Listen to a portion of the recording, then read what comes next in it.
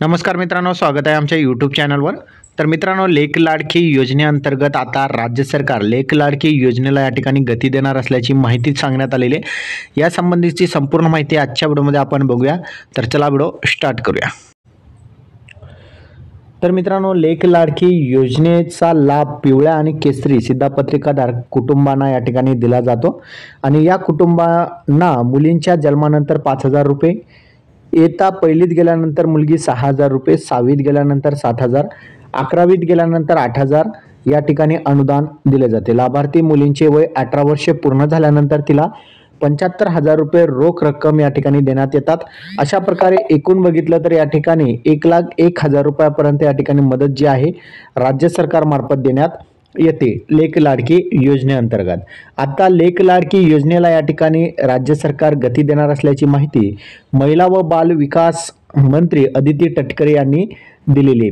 मुलींच्या सक्षमीकरणासाठी सुरू करण्यात आलेली लेक लाडकी योजनेतून 18,000 लाभार्थ्यांनी या ठिकाणी लाभ घेतलेला आहे। 38,000 लाभार्थी प्रक्रियेत असून त्यांना लवकरच या योजनेअंतर्गत लाभ मिळेल, परंतु या योजनेची अधिक जनजागृती करून या योजनेला गती द्यावी अशी सूचना सुद्धा महिला व बालविकास मंत्री अदिती तटकरे यांनी दिलेली आहे।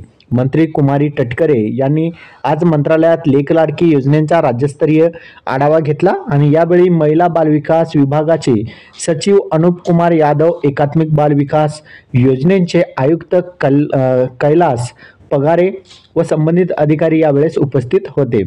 ज्या जिल्ह्यात अर्जांची संख्या कमी आहे तिथे विविध माध्यमातून जनजागृती करून या योजनेच्या प्रभावी अंमलबजावणीसाठी विशेष प्रयत्न करावे अशा सुद्धा सूचना या ठिकाणी कुमारी अदिती तटकरे यांनी दिलेली आहे। तर अशा प्रकारे बघितलं तर राज्य सरकारमार्फत या योजनेला आता गती देण्यात येणार आहे।